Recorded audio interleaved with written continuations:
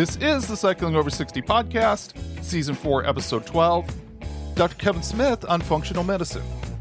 And I'm your host, Tom Butler.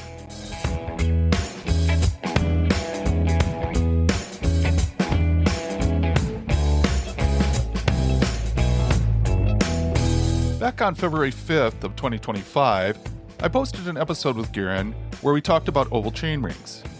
I'm not going to rehash what we covered there, but I do want to share an update.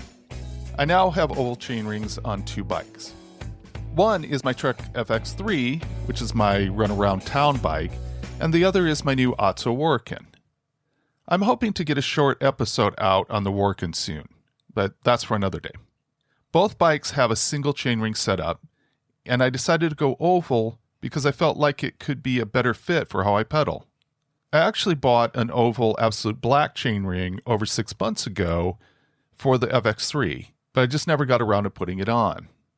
Then, when I was choosing components for the Warrican, I decided to try a wolf-tooth oval chainring instead of what is standard. The biggest reason for going oval on the Warrican is that I plan to load that bike up with camping gear and do some bike packing. I wanted to set it up to climb hills while carrying weight. And here's the thing, I don't think I generate a whole lot of power in a circular pedaling motion. I'm prepared to be wrong about that someday, but in the 3 years I've been riding a lot, I haven't been able to find much power through a full circular stroke, especially going uphill. I don't know if there's a way for me to get on some device and actually see how I'm generating power throughout a pedal stroke, but my gut tells me it's not even close to being in a circle. I've tried some exercises to make it better, but I don't see it improving at all. So I put the oval chainring on the Warrican to see if I could feel a difference climbing. And honestly, I don't feel any difference at all. But it is a new bike with different gearing than the Roubaix, which is what I do most of my climbing on. So I thought maybe I just didn't have a good comparison. That's what finally got me to pull that absolute black chainring off the corner of my desk and put it on the FX3. I've got a lot of miles on that bike, so I figured I'd have a better chance of actually feeling a difference. But I don't. Not really. And honestly, that's fine. That actually makes me feel like it's all right to just ride with the oval chainrings for a while and see what I see with performance measures over time. I can always switch back. For me, there's a lot of logic behind the decision, and like I said, we got into all of that in the episode earlier with Garen. Another thing I want to get into here is bike clubs. I've mentioned before that I'm the Community and Government Relations Director for the Tacoma Washington Bicycle Club.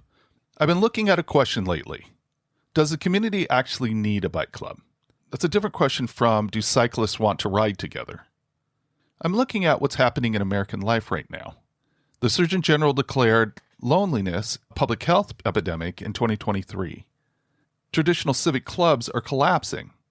A Marquette Law School poll from early 2025 found that only 6% of American adults belong to a civic club like Rotary or League of Women Voters. The Elks, the Masons, the Lions Club, PTAs, they've all seen massive declines. But at the same time, which is a little odd, an AmeriCorps report found that community-based organizations have seen their highest levels of participation ever measured. People seem to want to connect and be engaged. And that's where I start thinking about bike clubs differently. A bike club brings people together for regular face-to-face interactions, gives an opportunity to build trust and relationships among people. Take the Tacoma Washington Bicycle Club. It's a nonprofit that's been around for over 50 years. We do advocacy. We support organizations like Second Cycle, a community bike hub that works to get everybody on bikes, regardless of resources. And the Foothills Rails to Trail Coalition, a group that looks after a world-class trail. A bike club isn't the same as Rotary.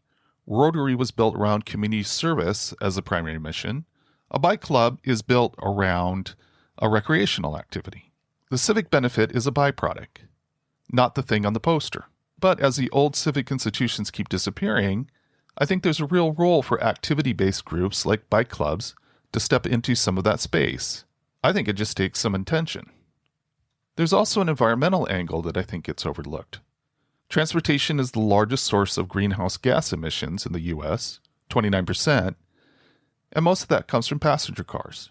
Choosing a bike over a car just once a day cuts a person's transportation emissions by 67%. An Oxford study found that regular cyclists have 84% lower CO2 emissions from all their daily travel compared to non-cyclists. So is a bike club an environmental organization? Most members aren't showing up to save the planet, they're showing up to ride. But every member who rides to the store instead of driving, every new rider the club brings in, every piece of infrastructure the bike advocates for, that's environmental impact. A bike club is an environmental organization by effect, even if it's not always intention. I think most clubs work to advocate for infrastructure. For example, Tacoma Washington Bicycle Club works alongside Forever Green Trails. They work to build the trail network, and the bike club brings riders to those trails and also brings an on-road perspective. And that's certainly a bigger picture of what a bike club does than just organizing rides. So to the question of whether or not a community needs a bike club, I think yes. And it's not just for riding, it's not just for organizing rides. I think the bike club can sit at the intersection of social connection, civic engagement, and environmental action. I think those three things are valuable to a community. I'd like to hear from you. If you're part of a bike club, why is it valuable to you? What does your club do for your community that doesn't get talked about enough? Send me an email. You can find my address in the show notes. I want to keep exploring this, and your perspective matters.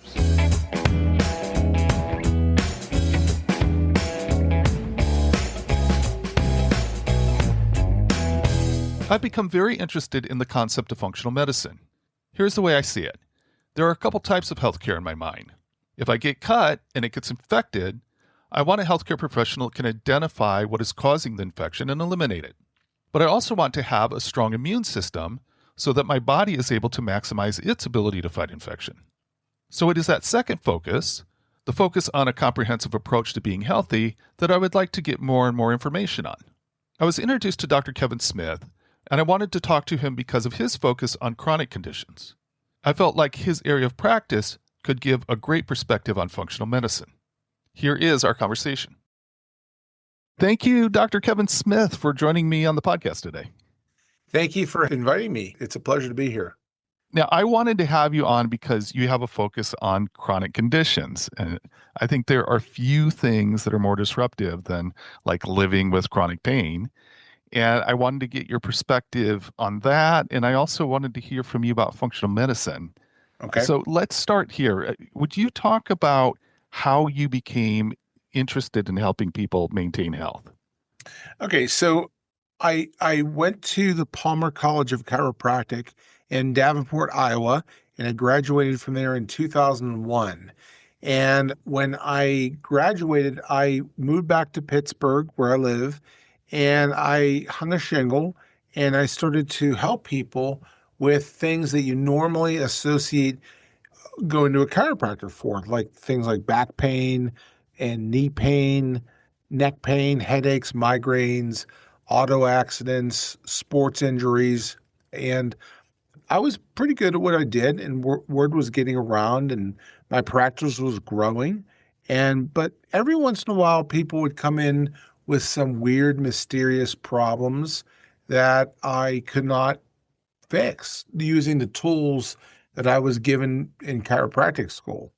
Things like high blood pressure or thyroid disease or brain problems or GI problems, autoimmunity. And so that led me to wonder, what am I missing? What can I do to help more people? And that led me to attend a lot of seminars and read books and see what I could do. And I started to explore clinical nutrition. And I started to go down that rabbit hole. And that eventually led me to become a board-certified clinical nutritionist. Then I started to learn a little bit more about lab testing and functional blood chemistry analysis and urinalysis, and that led me to enter the world of functional medicine, which is a personalized, patient-centered approach to healthcare. Now, there's two different types of healthcare that I found out in this country. There's the type of healthcare called allopathic healthcare, and allopathic healthcare is what most medical doctors practice, and they are concerned with chasing after symptoms usually in the form of a chemical or a drug. Whereas the second type of healthcare, which is what I practice, that's called functional healthcare, functional medicine. And functional medicine is a ask the question, why? Why do you have high blood pressure? Why do you have constipation? Why do you have thyroid disease? What's the hidden root cause that's driving the problem in the first place? Medical doctors don't ask that question. They don't care. They want to push your physiology back to normal on paper so it looks good. And that's the what I would consider to be the insurance model of healthcare in this country. Now, have you maintained kind of a chiropractic practice alongside of the blood chemistry testing and things like that? Yes, so I'm about 50% of what I do is chiropractic care, and 50% of what I do is metabolic care. So I can reach into both worlds. So if it's the problem is more musculoskeletal, then I can use chiropractic stuff for that. And if it's more metabolic, then I can use like functional medicine for that as well. Now, my family is very familiar with chiropractic care. I'm curious from your perspective, do you think most people are now? Do you think there's still some misconceptions about chiropractic care? What is your experience with that? Well, I think that things have gotten better for chiropractic in this country since I started to practice. When I got out of school about 25 years ago, there was a lot of professional bigotry that was going on. People feared what they didn't understand. And the fact remains, people don't really understand what chiropractic is and what it's not. And that fear of the unknown is what drives a lot of the misconceptions. But I think that that's less and less today. Where you went to school, Palmer, has been a leader in chiropractic education through the years. Am I right about that? Yes, chiropractic was invented by D.D. Palmer in 1895, and then his son B.J. Palmer was the developer of chiropractic, and he promoted chiropractic. He had the biggest radio station on the west side of the Mississippi River, the biggest radio station in the east side of the Mississippi River was KDKA radio in Pittsburgh and my hometown. But he promoted it through his radio station, and it was very very popular on the airwaves. But it's gone through a lot of different types of iterations throughout its history. The concept of bone setting is nothing new. I mean, Hippocrates, the father of medicine, was a bone setter. So it's been going on for thousands of years. More recently, there's another profession called osteopathy. The profession started about 20 years prior to chiropractic, and chiropractic started in the 1895, and so it's been around for a long, long time. So I want to pull some things together here. You talked about chiropractic care, Mhm. and you talked about like you were seeing some conditions coming in, and you're like, I want a different tool. And so you started looking, you started digging, started researching, and you've come to this concept that is called functional medicine, which I'm hearing is kind of a way to differentiate from traditional medical care in the US. And traditional might be a not the right word, but a more prolific type of medical care. So there is then this functional medicine aspect that you feel is helps you address chronic conditions. And I wonder if you could talk a little bit more about that. What is that role between functional medicine and chronic conditions? We'll be right back. I'm taking a moment here to remind you that we're putting together something special for next May, the Tour de Cure Pacific Northwest. It's the signature fundraising ride for the American Diabetes Association. I know it's early, but that's exactly the point. By signing up now, we'll have plenty of time to build excitement and turn this into a great launch party for the summer cycling season. I want to give a special shout out to Convergent Wealth for sponsoring our team jerseys. Thanks to Convergent, Team Cycling Over 60 is going to stand out with custom jerseys and make a powerful statement that vitality means staying active as you age. Head over to tour.diabetes.org/team/CO60 and sign up for the ride. You can find that link in the show notes. And if you're listening from outside the Pacific Northwest, consider this your invitation to come experience some of the most beautiful cycling routes in the country.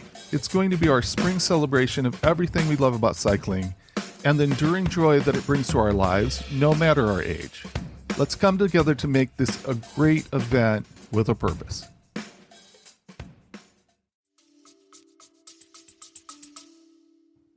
What I focus on is digging up the reason, what is driving the problem in the first place. I believe that there's a time and a place for all healing. I'm not anti-physician. I'm not anti-medicine. I believe that there's a time and place for medicines. There's a time and place for surgery. There's a time and a place for chiropractic care, for physical therapy, for personal trainers, for massage therapists, acupuncturists, just literally everything. But I believe that we should start off by trying to resolve a problem using the most non-invasive, gentle therapies first. And then after you've given it an honest-to-goodness try to work, then you should proceed to the next level of invasiveness. Surgery is always going to be the most invasive thing you could ever do in your body. So you should only use that as a last-ditch resort, never as a first option. Now, the things that are like the most gentle for your body are things like changing your diet or exercise more, going to the chiropractor, going to a massage therapist, things that don't involve putting toxic drugs in your body. All drugs have side effects. All drugs have the potential of causing harm. That's why you have to be very careful with what you're doing with that. It's not gentle at all. The number one cause of liver death, and it's out there, is Tylenol. And so because it's over the counter, people think, well, it's just fine. I can take as much of this as I want. No, you can't. You have to be very careful. A lot of people develop gastric ulcers from taking too many non-steroidal anti-inflammatory drugs like ibuprofen or acetaminophen is Tylenol, but like ibuprofen, Motrin, things like that, they all have the potential of having side effects, all of them. And so you have to be very, very careful. I just want to give a heads up to people listening that, this isn't about giving medical advice here. This is just about education. And, you should have a relationship with a health practitioner that knows you, knows your individual situation, and you're working with to make as far as making decisions for your personal health. Now, you're the founder of the Chronic Conditions Center. And I'm wondering if you could talk about what were you hoping to bring to your community through the Chronic Condition Center? Well, what I want to do is offer people more than just a superficial, glossy overview, which is what you get when you chase down symptoms. There are conditions that don't show any symptoms whatsoever until it's largely too late to do anything about it. Like you can't feel your vessels filling up with plaque. You can't feel cancer cells forming in your body. You can't feel tooth decay. You can't feel early onset arthritis or degeneration of your joints. It's only after that problem or those problems have been there for so long that they develop a symptom. And by then, it's largely too late to fix the problem. So rather than focus on just symptom relief, I focus on what is driving the symptom in the first place. What can I do to fix this problem? So when I do lab testing, for example, one of the tests that I do is a baseline test and a lot of different biomarkers, and then I color code them for the report for the patient. So I color code them in green, yellow, and red. Green means that you're in the sweet spot. You're in the functional normal. Yellow means you're moving away from the ideal place that you should be. It's kind of like a yellow light. When you see a yellow light, that means slow down. You're going to come to a red light pretty soon. And if the marker is color coded red, that means you're in full blown pathology. Now, if you're in full blown pathology, the medical doctors even recognize that, and they say, let's do something about it. I think what we need to figure out what's going on before you develop full blown pathology. Like, for example, if your blood pressure is high, but it's not pathologically high, it doesn't require you to be on medications yet. But I still want to take a look at that and recognize that that's a problem, that you are moving in the wrong direction and that we need to get this corrected back to the normal area. Whereas the medical doctors might say, well, let's just wait until you're in full-blown crisis mode and then we'll do something about it. I think that's an experience that I had. I mean, I think that my A1C was in a problematic zone, and there were other things going on with me as well. But I think that because I was on the quote edge of diabetes, I was in the pre-diabetic range, but on the edge of diabetes, I don't think it was taken as seriously as what was going on with me metabolically really warranted. Is that something that's an example of the dynamic you're talking about? That's a perfect example. So the A1C, which is how much sugar is on your red blood cells, that's a very sensitive test. It's measured over 90 days. And the lifespan of a red blood cell is about 90 days, about 120 days. The normal functional range for A1C is 4.8 to 5.6. And if you can maintain you're below 5.6 without medications, there's no more diabetes. Endocrinologists feel that anything under 7.0 is fine.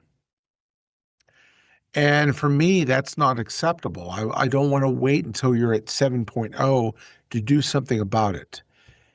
The concept of prediabetes, for most people, can start off with as a condition called insulin resistance. So with the cells, the cell wall has a receptor site for insulin. And so the purpose of insulin is to take a glucose molecule and shuttle it into the cell where it could be mixed with oxygen and burned as energy to make ATP.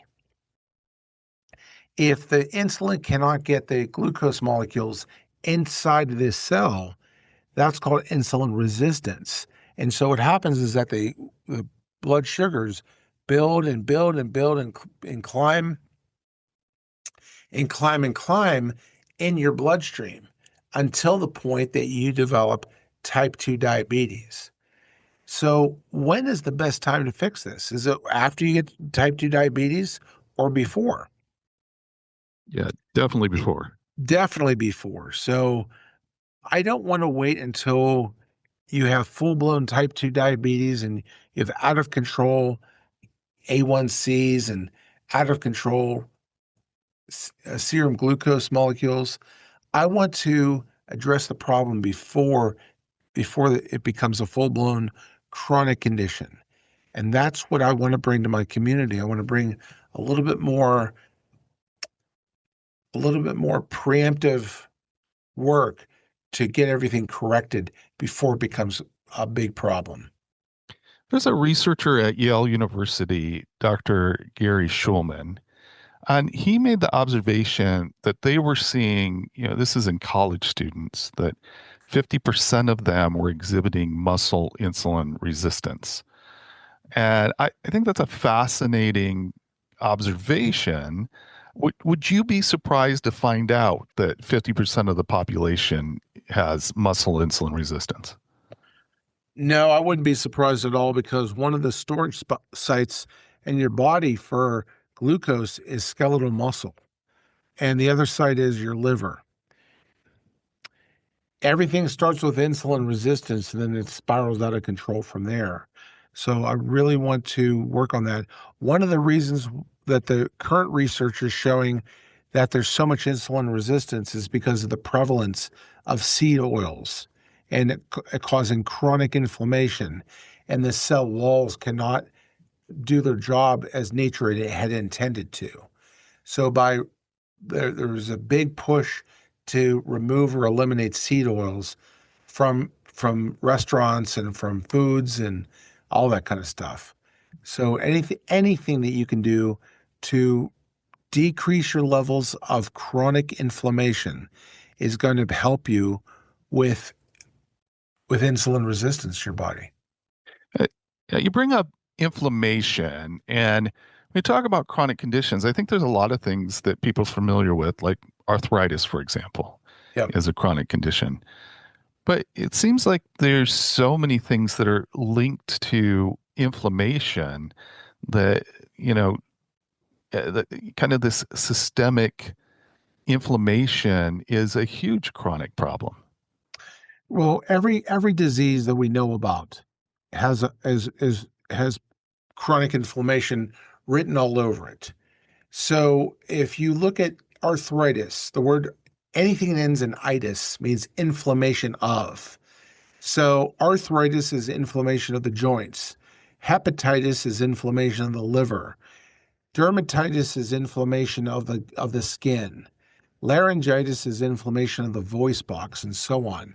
So every single disease out there, encephalitis, carditis, anything has as a problem with chronic inflammation. Do you find that people aren't coming to you until they haven't found any relief from a traditional medical practice, or are people becoming more aware and seeking you out before that? I think that the natural thing would be to go to reach for an over the counter remedy. And then if that doesn't, well, I should say when that doesn't fix the problem, then they go to the primary care physician, the family doctor, and they ask for something stronger. Can you write me a prescription for this?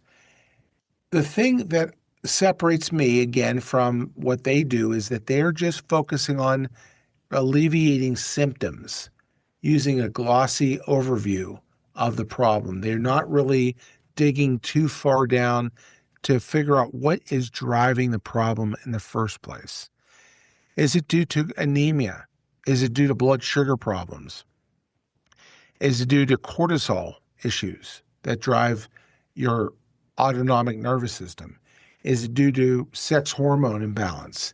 Is it due to chronic inflammation, oxidative stress, GI problems, food sensitivities, chemical sensitivities, stealth unresolved infections like viral loads?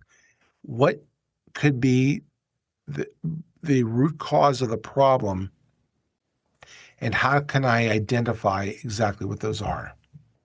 So, that concept of the difference between chasing symptom relief and chasing the real issue, Yeah. uh, it seems like we're becoming more aware in general about that.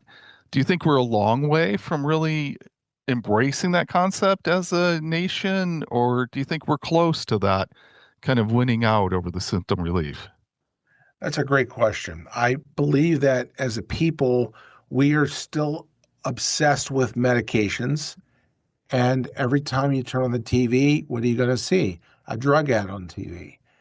And the drug ads are just pushing a certain agenda, which is symptomatic relief. Whether it's you have an autoimmune disease and they're pushing a type of immune suppressant drug, or if you want to get pregnant, if you don't want to get pregnant, if you go to the bathroom too often, if you can't go to the bathroom enough, if you can't sleep, if you're sleeping too much, they're always pushing some kind of a pill for alleviating a symptom. That's that's certainly an option, but that's not the only option available to you. When you go to a primary care physician, he's going to offer you drugs. That's what he is. He's a druggist. The primary care physicians work with medicines to resolve a problem, and usually the PCPs work with about 12 different drugs.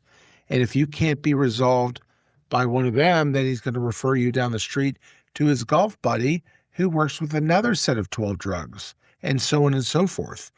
Maybe you'll get prescription to see a physical therapist, or maybe you'll get a prescription to get a consultation from a surgeon.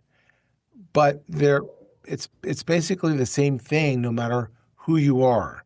It's all rooted in politics and money and tradition. Now, I preach that exercise is medicine, and preach is really not too strong a word, I think, for how I push it. But what do you think about that? What do you think the role of activity is as far as, being functionally healthy? Well, I think that it's a very, very important component that is required for health for people. There's nutrition, there's hydration, there's sleep, there's exercising, there is maintaining your posture and your joints through chiropractic care. There's managing your stress through meditation or journaling or whatever gets you there. There's no such thing as one size fits all when it comes to health. There's a lot of different components, and I tend to want to focus on the basics. Want to focus on like I if you want to see what's essential for health, I want to look at what's essential for life. And when it comes to what's essential for life, we know that you have to eat. You have to drink water, you have to sleep, you have to exercise. I mean, the body was designed to move. And so the people that have the most trashed spines in my office are the people that sit down and work in front of computers all day, like your lawyers or CPAs or accountants. Those people are they're wrecked with problems because they don't move very much. Whereas people that are like my electricians or plumbers or mechanics, they're always moving around, they're always using their bodies, and they don't have as many chronic musculoskeletal problems as the sedentary people do. Well, I sure see that difference because I literally could do nothing but sit in the computer, from the computer all day long.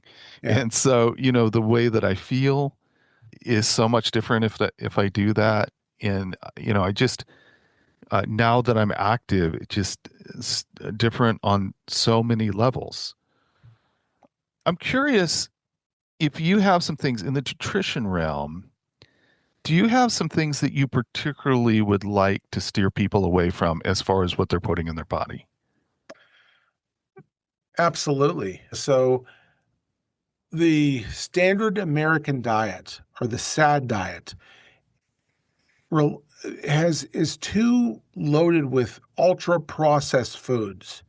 So and too much sugar, too much grains, too much dairy. And so I want to focus on lean meats, fruits, and vegetables primarily. And whenever I have a patient that starts with me, What for, I will start them with an autoimmune paleo diet just to clean the system, get back to the basics. And I think that when it comes to what kind of diet that they use, there's no such thing as one size fits all. Some people do very well on a Mediterranean diet. Other people do very, very well on a ketogenic diet or a carnivore diet. So it depends on your individual workup, your genetics, your individual symptoms. So, for example, if it's a person has a problem with diabetes, I will not put them on a Mediterranean diet. I'll most likely interest them in a ketogenic diet or a carnivore diet, something that's ultra low carb, because that may be a better fit for them. Whereas another person may be better off with a Mediterranean diet. And I just I want to match the person to the right type of nutrition program that's right for them. Now, you said one size doesn't fit all, one solution doesn't fit all. Yeah. But here's what I would say, and correct me. I think you'll agree with me, but what does fit all is don't eat really high sugary foods. Hmm. Eat more fiber than you think that you need to be eating. Stay away from all the processed foods like the chips. Stay away from the cookies. Stay away from like 90% of what's in the grocery store. You know, become aware of the concept of ultra processed foods. And it seems like for everybody, just, it's safe to say avoid those things. Do you agree with that? Yeah, I do. Like when you go to the grocery store, you want to shop the periphery, and leave the middle aisles alone because that's where the grocery stores put most of the junk food. If you want to see an example of what a typical American does, go to a pro football game or a pro baseball game and see what they serve people. And it's pretty scary. They serve a lot of deep fried foods. They serve a lot of convenience foods. Even when people are sitting around watching the game at home, they're just mindlessly snacking on stuff that's not very good for them. I think that's such an interesting observation.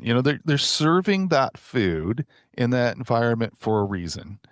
And it's not to give you the nutrition to get through the game, No, it's right? not. It's economics. That's Right. why a lot of companies today will like look at. I don't really want to use a lot of call out a lot of names, but I'll just use Entenmann's as an example. If you own Entenmann's and you buy cooking fats and giant tubs, you don't want your cooking fats to spoil. You want them to have a nice long shelf life. So what's one way around that is to buy trans fats because they don't oxidize. They don't break down like regular cooking oils do.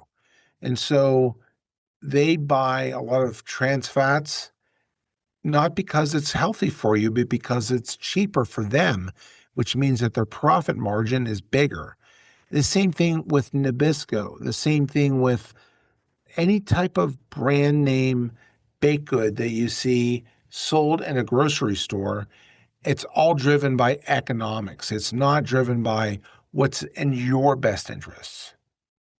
Yeah, I think it's really important that people think about that there's going to be a lot of pressure from companies that are benefiting financially from us eating a lot of junk.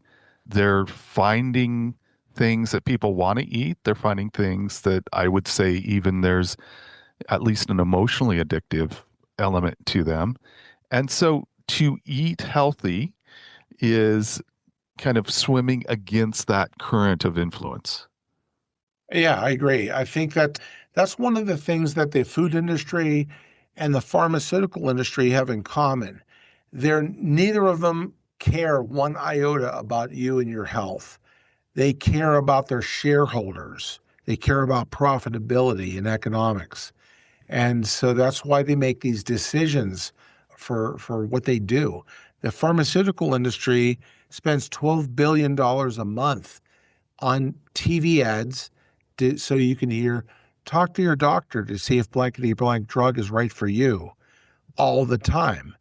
And the United States and New Zealand are the only two countries in the world that direct-to-consumer marketing for drug ads is allowed. You're never going to see a drug ad in England or Mexico or Canada or Germany or Japan. They don't have it. They only have it in the United States and New Zealand, and those two countries have the highest cost per capita of healthcare of any place in the world. I want to ask a bit about exercise. I'm wondering, from your perspective, do you see some common mistakes when it comes to people taking on a new exercise program? Someone who's been inactive, and then it comes the first of the year, they're like, "Hey, I need to go out and act and be active." Do you see some mistakes that people make in doing that? Yeah, all the time. As a chiropractor, I see a lot of problems with tendonitis, arthritis, plantar fasciitis, all these things. And so probably the best advice that I could give people whenever they're starting off with a new exercise program or a new training program is to ease into it.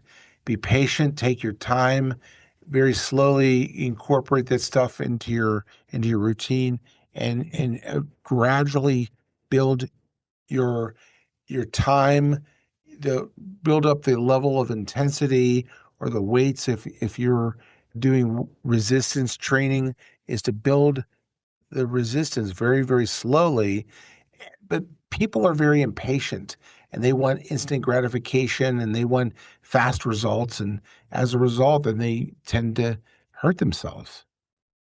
One thing that I s- I've seen is that it seems like the complexity of, I mean, if we just talk about the shoulder joint, the shoulder area, it's a super complex area. And Yeah. so if I haven't been doing anything and then I'm going to decide, okay, I'm going to start doing bench press and I'm not patient, like you're saying, and I take off, if I have not been active, for 20 years or maybe 30 years, there's all this like support mechanism there, all these muscles for support and everything that are easy to damage by not taking it slow and Right. steady and being patient. Right. Well, the shoulder joint, as you correctly noted, is a very, very complex joint. It's got 18 muscles that insert into the joint. And so they either have your primary movers or your secondary stabilizers. You have antagonists and agonists. And so I would say that probably the best money that you could spend and invest is to hire a personal trainer Mm. that could teach you proper form and give you a plan of action that you can handle at your age and in your level of fitness. Like a 22-year-old man is going to be radically different from like a 60-year-old man in terms of what he can do and his flexibility, his strength, his recovery rate from exercise. All that stuff is going to be very, very different and has to be really realistically personalized for him. Okay, so I'm going to ask you this question. It's a bit risky to ask you. Obviously, I'm an advocate of cycling. I talk about if exercise is medicine, the bike is a medical device to deliver that medicine. Okay. And, you know, but as a chiropractor, are, is there a downside to cycling? I would just say the same thing before, just doing too much too soon and taking on more than your body can handle and risking developing tendonitis or arthritis or something like that, it's a sign that you're just doing something that you shouldn't have been doing so much so quickly.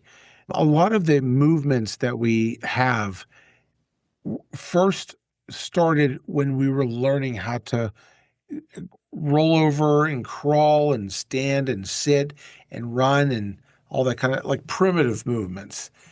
If you skipped a stage somewhere during your development, it could come back to bite you later on in life.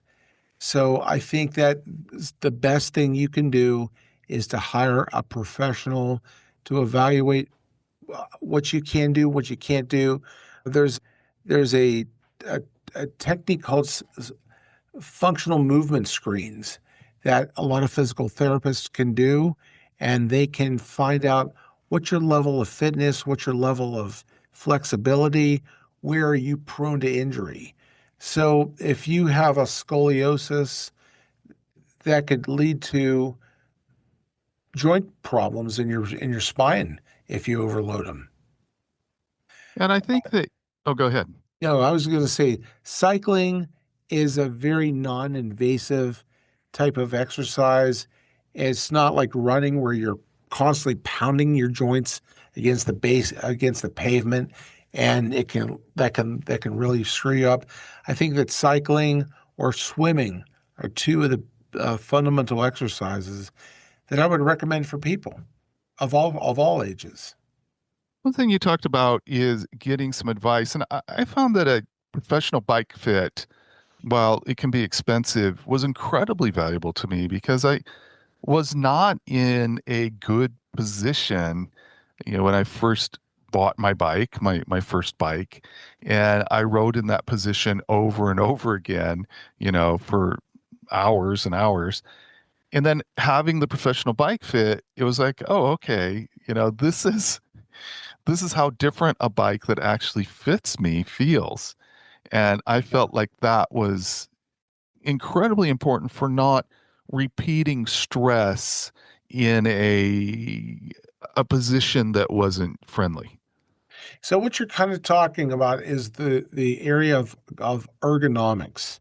Ergonomics is the science of how your environment interacts with a person, whether or not you're using a bike or you're talking about your bedding, making sure that you're flipping and rotating your mattress. You are buying a new mattress. You're adjusting your workstation at the right eye height. The monitor is the right position for your body. You're not hunching over. You're not having to reach for things. It doesn't seem like it's a big deal, but when you do things for 8 hours at a time, it can become a big deal. Yeah, that repetition for sure makes a difference. I am curious about recovery, and especially as I get older, how to facilitate good recovery. What are your thoughts on that? Well, I'm not a sports medicine expert, but what I would say is that the population of people that I work with that typically have an injury of some sort, the best thing to accelerate healing and repair is ice. Ice is a natural anti-inflammatory. It's a natural painkiller. It reduces inflammation, and people tend to bounce back a lot faster after they use ice, more so than heat. And the other thing is using laser therapy. Laser accelerates healing down to the mitochondrial level and does a fantastic job at things like knee pain, hip pain, plantar fasciitis.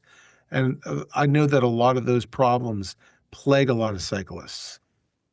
You say laser therapy, Mhm. and sometimes we think of lasers like cutting through metal or something. Well, I'm W- talking about like cold laser. Cold laser doesn't have the capacity of cutting through material. This is a laser that, like super pulsed laser, like the kind that we use in the office, turns itself on and off every 200 billionths of a second. So it's so fast it doesn't have the capacity of creating an increase in thermal temperature of the tissue and causing destructive forces of the tissue. What it does is it has an analgesic effect, which that's a medical term that means pain killing.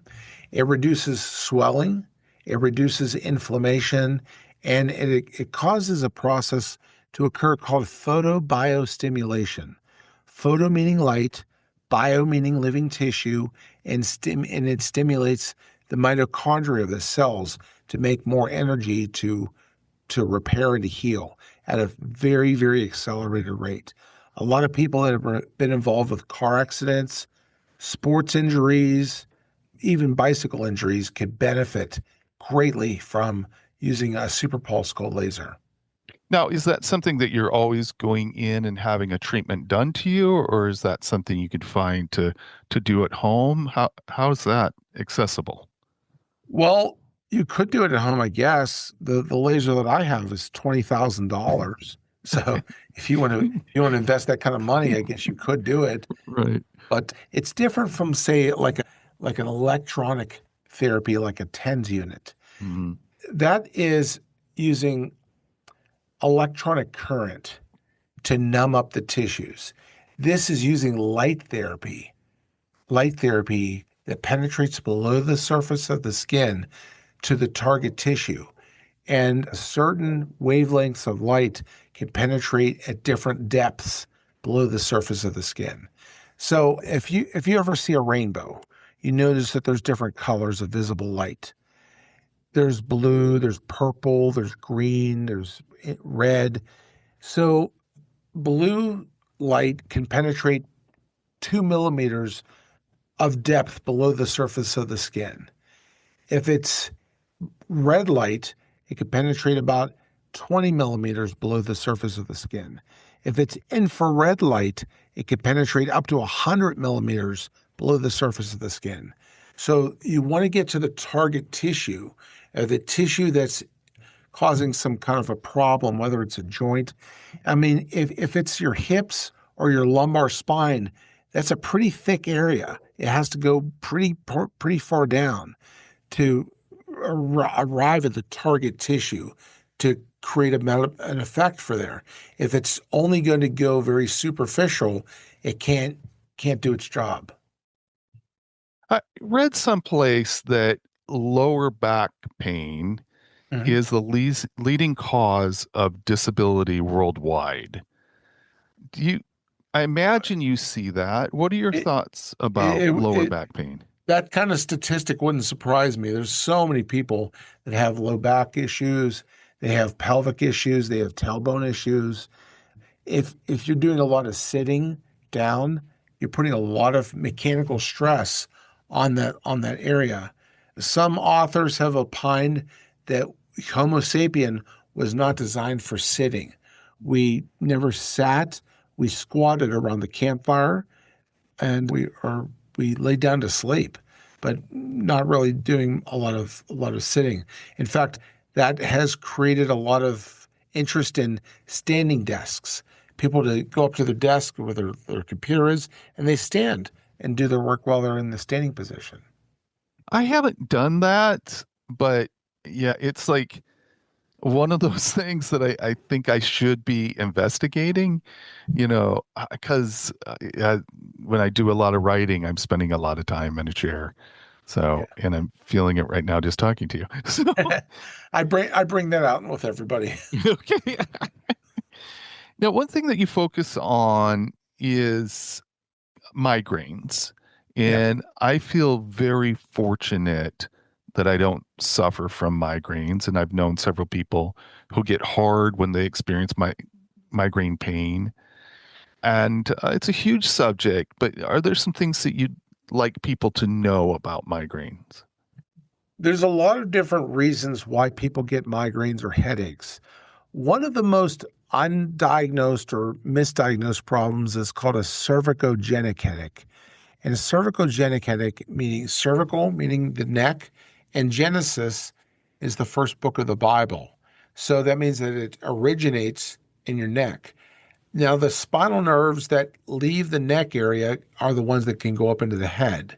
And so if you have bones that are out of position, they're causing mechanical stress on the nerves, the nerves that go up into the head, that can trigger or initiate a migraine. There's a lot of other reasons why people have these problems. It could be due to hormonal reasons. It could be due to metabolic issues, skipping meals, maybe a hangover from drinking the night before. It could be a lot of different things. So, what's important when you have a migraine is that you get a proper workup from somebody that knows what they're doing. That's one of the things that frustrates me with traditional medicine is that traditional insurance-based medicine. So when you go to a medical doctor, you're going to get about 7 minutes of face-to-face time, and he's going to be spending a lot of that time pecking away on his laptop computer. If you go to a specialist, you're going to get a little bit more time with him. But when you go to a functional medicine doctor, it's not uncommon for the consultation and exam to go an hour and a half, 2 hours long, because we're going to be spending a lot of time with you finding out what is going on, that how can we help you to get rid of this problem forever? Not just to mask your symptoms by giving you a drug, but by resolving the problem completely by figuring out what the root cause of the problem is and then eliminating that. What's the track record like? Are you usually able to find ways to limit or eliminate migraine pain, or is it something that's difficult to address? Everybody's a little bit different. Everybody brings with them a unique history, a unique set of stresses and traumas and dietary backgrounds and all that stuff. So I don't really I don't really know what the overall would be, but I would just say, given what I've been told, is a lot more satisfying than just giving somebody a Tylenol and hoping for the best. Gotcha. I would say that anything that I give you is going to be better than what you had now. Hmm. To wrap up here, what concepts would you like people to think about when it comes to healthy aging? Well, I would say that to focus your energy on the basics like nutrition, water intake, sleep, managing your stress, managing your joints and your posture through chiropractic care, exercise, whatever works for you, whether it's bicycle or getting in the pool or doing whatever. Just don't hurt yourself. Make sure you're using proper form. And I think that if you focus on the basics, you're going to be generally in a better place than you were if you just do what the average American does and just rely on convenience foods or highly processed foods. Yeah, and again, I think that's such a big thing to me is that you can't be the average American. If you want to live a long and healthy life, you just have to think outside of what is considered normal. Yeah, I would agree with you. And I think we're seeing a lot of people now who are 70, 80, 90 years old who have done that for decades where they've said, okay, I'm going to reject what is normal. I'm going to embrace something else that is better than normal. And we see the impact of that. Well, I see that more and more people are accepting that the limitations of traditional medicine, and they are looking for something beyond that. So that's why I'm just advocating to anybody who will listen, just stick with the basics. Make sure that you're eating clean, you're eating very high quality foods, you're staying well hydrated, you are getting plenty of sleep, you're exercising, you're going to the chiropractor, you're managing your stress, you're doing everything that is required for normal, healthy function. And ultimately, that will add up and you will resolve a lot of problems. I mean, imagine if all we did was getting people to eat clean, how fewer drugs that we'd have to rely on. Yeah, I love it. So, how can people find you? What's the best way for people to connect with what you're doing? The best way to connect with me is to go to my website at metabolicsolutions.net. And from there, you can read about me. You can read about what I do and who I help. I offer a free health test. It's about 2 minutes long and it's completely free. And it can tell you about where you are on the grand scheme of things, whether or not you just need a little bit more research or you're ready for a full-blown consultation. And if you need some help and you need some guidance, you can reach out to me through the website and we can have a conversation. But go to metabolicsolutions.net and do that quiz. That'll really give you a lot of great insight as to how you're doing. And I'll put a link to that in the show notes for people to find. Great, thank you. So, Dr. Smith, thank you so much for this conversation. It's been really a blast. I'm so glad that I got to hear from you. Our listeners got to hear from you, and it's been great having you here and talking about these issues. Well, thank you very much for having me. It was a great pleasure for me, and I hope that your listeners get a lot of value out of this. All right. Well, I'll talk to you later, maybe sometime. Thank you very much. All right. Bye now. Bye-bye.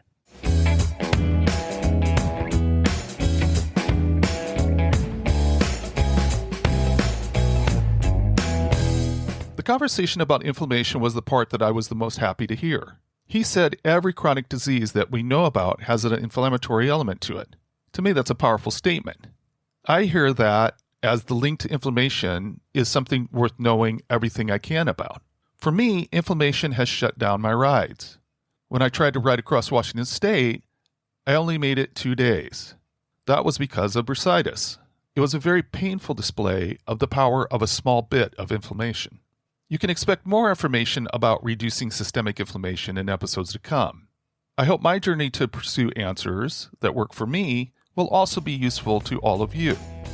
And remember, age is just a gear change.